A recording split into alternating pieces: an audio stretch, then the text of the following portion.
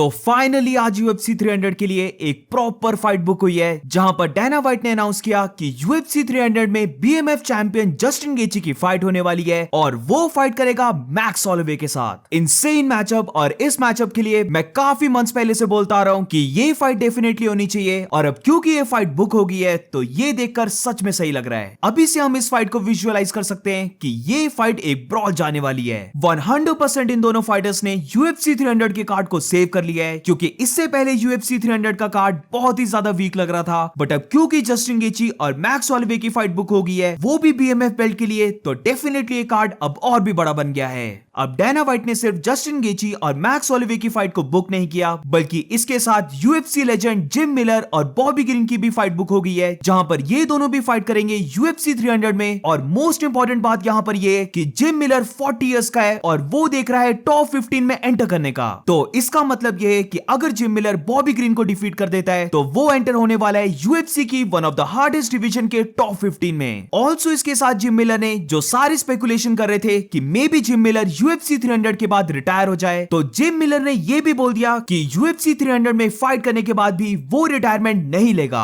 But अब main topic पर आते हैं, और वो है BMF फाइट जो होने वाली है जस्टिन गेची वर्सेस मैक्स होलोवे के बीच में। अब जैसे कि मैं अपनी प्रीवियस वीडियोस में कई बार बोल चुका हूं कि अगर जस्टिन गेची को टाइटल शॉट नहीं मिल रहा है तो जस्टिन गेची के पास सिर्फ एक चॉइस थी, और वो था कि वो मैक्स होलोवे के कॉल आउट को एक्सेप्ट कर ले और उसके साथ फाइट कर ले BMF टाइटल के लिए। दोनों ही फाइटर्स बहुत ज्यादा वियर्ड स्पॉट में है, क्योंकि ना तो जस्टिन गेची और ना ही मैक्स होलोवे का कुछ भी कंफर्म है कि उन दोनों में से किसी को भी नेक्स्ट टाइटल शॉट मिलेगा अपनी अपनी डिवीजन में। तो या तो फिर उन्हें बहुत ज्यादा टाइम तक वेट करना होता, या फिर जो बेटर ऑप्शन था, जो शुक्र है इन दोनों ने एक्सेप्ट कर लिया, वो ये था कि ये दोनों फाइटर्स BMF बेल्ट के लिए फाइट कर ले। उन्हें ज्यादा टाइम तक वेट नहीं करना पड़ेगा, उनकी बॉडी भी एक्टिव रहेगी। डेफिनेटली ये फाइट दोनों ही फाइटर्स के लिए काफी मनी को जनरेट करेगी। तो आई एम ग्लैड कि इन दोनों ने इस फाइट को एक्सेप्ट कर लिया। बट अब अगर थोड़ी सी फाइट की बात करें, तो क्या जस्टिन गेची वो पहला फाइटर बन सकता है जो मैक्स होलोवे की चिन को ब्रेक कर दे? अब जब last time max Holloway lightweight division में आया था, तो वहां पर उसकी फाइट हुई थी डस्टिन पोरियर के साथ, जहां पर क्लियरली हम देख सकते थे कि मैक्स होलोवे थोड़ा सा अंडरसाइज लग रहा था। बट स्टिल अंडरसाइज होने के बाद और डस्टिन पोरियर से काफी ज्यादा बीटिंग लेने के बाद भी मैक्स होलोवे की चिन कंप्लीटली आयरन वाली चिन रही। बट अब क्योंकि उसकी फाइट हो रही है जस्टिन गेची के साथ, जो डेफिनेटली डस्टिन पोरियर से ज्यादा जोर का हिट करता है, तो फिर क्या मैक्स होलोवे की चिन जस्टिन गेची के स्ट्राइक्स को ले सकती है? बट ये थी वन साइडेड स्टोरी। और अब मैक्स होलोवे के फेवर में बात करें तो दोनों ही फाइटर्स ने अपने करियर में बहुत ज्यादा बीटिंग ली है, बट जस्टिन गेची ने कुछ ज्यादा ही बीटिंग ली है। और एक बात मैं बोलूंगा कि जस्टिन गेची की चिन इतनी स्ट्रॉन्ग नहीं है जितनी मैक्स होलोवे की है।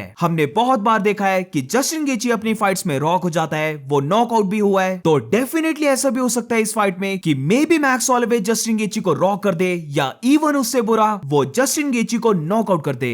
अब रिसेंटली जस्टिन गेची ने जो अपने फाइटिंग स्टाइल में थोड़ी सी एडजस्टमेंट की है, जहां पर वो एकदम से ज्यादा वाइल्ड नहीं जाता है, तो डेफिनेटली जस्टिन गेची अब और भी ज्यादा लीथल बन गया है। बट एक बात यहां पर मैक्स होलोवे की है, और वो ये है कि अगर मैक्स होलोवे इस फाइट को लेटर राउंड्स में लेके चले जाता है, तो ये बात हम सब जानते हैं कि मैक्स होलोवे के पास काफी ज्यादा गैस टैंक है। तो जैसे वो डस्टिन पोरियर के साथ लेटर राउंड्स में फाइट करने लग पड़ा था, जहां पर वो स्ट्राइकिंग के एक्सचेंजेस को विन करने लग पड़ा था, तो फॉर श्योर वो ऐसा जस्टिन गेची के साथ भी कर सकता है। तो ओवरऑल ये फाइट बहुत ही ज्यादा एक्साइटिंग है, और मेरी ओपिनियन में इन दोनों फाइटर्स ने UFC 300 के कार्ड को सेव कर लिया। इनकी फाइट बुक होने से पहले सिर्फ एक फाइट जो लग रही थी UFC 300 के लिए एक बड़ी फाइट है, वो थी चार्ल्स ओलिवेरा और अरमान सरूकिन की फाइट। और अब जस्टिन गेची और मैक्स होलोवे की फाइट ने UFC 300 के कार्ड को और भी ज्यादा स्ट्रॉन्ग कर दिया है। अब क्योंकि जस्टिन गेची भी UFC 300 में फाइट कर रहा है, तो जस्टिन गेची, चार्ल्स ओलिवेरा और अरमान सरूकिन, इन तीनों के लिए ये वाला कार्ड बहुत ही ज्यादा इंपॉर्टेंट कार्ड है। और आई थिंक इनकी फाइट से डिसाइड करेंगी कि कौन लाइटवेट चैंपियन इस्लाम महाचेव के साथ फाइट करेगा।